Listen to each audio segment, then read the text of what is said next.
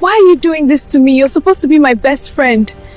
Every good thing cannot come to you alone every time. The prince must be Why mine. are you doing this to me? You're supposed to be my best friend.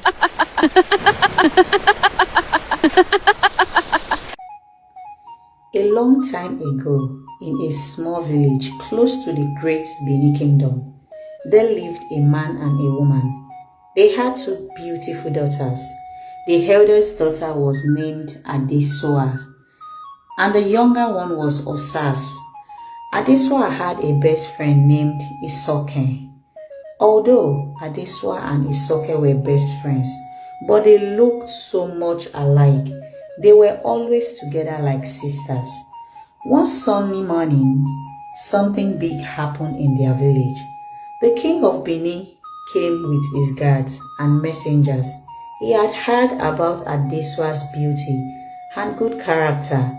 The king stood before her parents and said, "I want to marry your daughter Adesua. She will become my queen." Adesua's parents were happy and proud. They prepared for the wedding. There was music, dancing, food, and laughter. Everyone in the village came to celebrate. The next morning, it was time for Adesua to go to the palace and live with the king.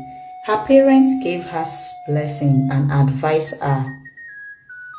Her mother held her hand and said, "My daughter, do not go near the big river on your way to the palace. That river is dangerous." Adesua nodded and said, "Yes, Mama." Adesua began her journey to the palace with her younger sister, Osas, and her best friend, Isoke. They walked for a long time under the hot sun. The road was quiet and the forest around them was green and thick. After some hours, they got close to the river their mother warned them about. Isoke looked at the river and said, "Let's rest here. The river is cool. We can sit by the side for a while." Adesua shook her head. "No, Mama said we should not go close to the river." But Isoke smiled and said, "We are only sitting. Nothing will happen. Don't be afraid." Adesua looked at Osas. Osas was tired, so she agreed to rest for just a little while.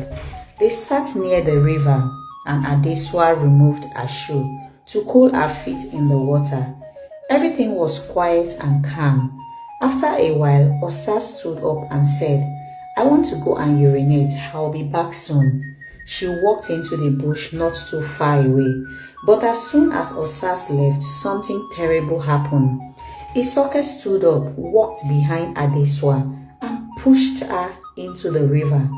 Adesua screamed, "Help me!" as the water swallowed her. Then silence. When Osas came back, she looked around and asked, "Where is Adesua?" Isoke quickly turned to her and said with a serious face, "Adesua fell into the water. She is gone. If you tell anyone, I will tell the king that you pushed her. They will punish you, so keep quiet." Osas was scared. She began to cry, but she was too afraid to speak. Then Isoke did something shocking. She took Adesua's royal clothes and wore them. She cleaned her face, fixed her hair and said, "From now on, I am Adesua." She held Osas by the hand and said, "Let's go to the palace now. Remember, say nothing." And together they began to walk towards the palace. Osas walked beside Isoke with tears in her eyes. Her heart was heavy, but her mouth was shut. She kept hearing her sister's voice crying from the river, "Help me, help me," but it was too late. Isoke had tricked them and now wore Adesua's clothes. When they got to the palace gate, the king's guards saw them coming and shouted, "The new queen is here." Isoke smiled sweetly and waved like a real queen. She held her head high and walked proudly into the palace. The king came out wearing his red beads and long royal robe. He smiled and said, "My beautiful bride, you have arrived. Welcome to your new home." Isoke bowed and said softly, "Thank you, my king." The king was surprised that his bride was looking different, but thought that probably he was overthinking.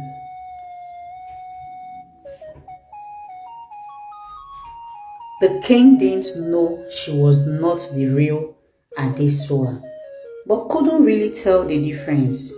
Osa stood quietly behind them. Her eyes were red, but she kept silent because of the fear in her heart. Isoke had threatened her. Inside the palace, Isoke was treated like a queen. She was given fine clothes, gold earrings, and soft slippers. She was served the best food and given many servants. But Osas could not sleep at night. She missed her sister. She kept thinking about the river and what happened. She wanted to tell someone the truth, but every time she tried, Isoke would whisper, "Remember what I told you, no word or you'll be blamed." Days passed. One night, Osas had a dream. In her dream, she saw Adesua standing by the river. She was wearing a white cloth and her face was sad. Adesua said in the dream, "Osas, I am not dead. I am trapped in the river by a spirit. You must help me. You must tell the truth." Osas woke up with a loud cry. Her heart was beating fast. She looked around. It was still dark. That morning, she sat outside the palace, thinking hard. A kind old woman who worked in the palace kitchen walked by and saw Osas crying. The woman came close and said, "My child, what is troubling you? You looked sad." Osas looked around to see if Isoke was near. Then she whispered, "I want to talk, but I am afraid." The old woman touched her shoulder and said, "A heavy heart must speak, or it will break. Come with me." Osas followed the old woman into a small kitchen behind the palace. There, Osas began to speak, and she told the old woman everything. Osas cried as she told the old woman everything.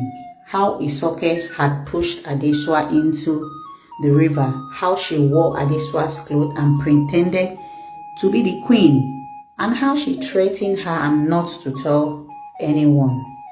The old woman listened carefully. Her eyes were wide with shock. When Osas finished, the woman took a deep breath and said, "This is very serious, but thank you for speaking, my child. Now we must act fast before it's too late." She reached under her mat and pulled out a small bag filled with cowries, herbs, and white chalk. "I am not just a cook," she whispered. "I was once a river priestess. I know the spirit of the river you speak of. If your sister is still alive, we can call her back." Osas' eyes light up. "Really? You can help us save Adesua?" The old woman nodded. "Yes, but we must go back to that river and we must go tonight when the moon is full. The river only listens when the night is quiet." That night, Osas and the old woman left the palace quietly. They carried a lantern, a pot of salt, a white cloth, and small bitter leaves. The old woman led the way through the dark forest, and soon they reached the river. The moon was shining bright, the water was calm, but as Osas felt afraid, the old woman spread the white cloth on the ground and began to chant. She threw cowries into the river and poured the salt water. Then she called out, "Spirit of the river, release the innocent one. Bring back Adesua." Osas watched, her heart beating fast. Suddenly, the river began to bubble. The water moved in circles. A soft voice came from deep inside the river. "Osas! Osas!" It was Adesua's voice. Osas ran to the bank of the river and cried, Sister, I am here. I am sorry I didn't speak earlier. Please come back. Then something amazing happened. A white light rose from the middle of the river, and slowly, gently, Adesua came out of the river. Her clothes were wet, her hair full of leaves, but she was alive. Osas ran to her and hugged her tightly. Both of them cried. The old woman smiled and said, "The river spirit kept her safe because she was innocent. But now the truth must come out." Adesua wiped her tears and said, Let us go back to the palace. It is time for the king to know who his true bride is." As they walked back through the forest, the sky began to turn light. Morning was coming. At the palace, Isoken was sitting on the queen's chair, eating sweet fruit and laughing. She had no idea what was about to happen.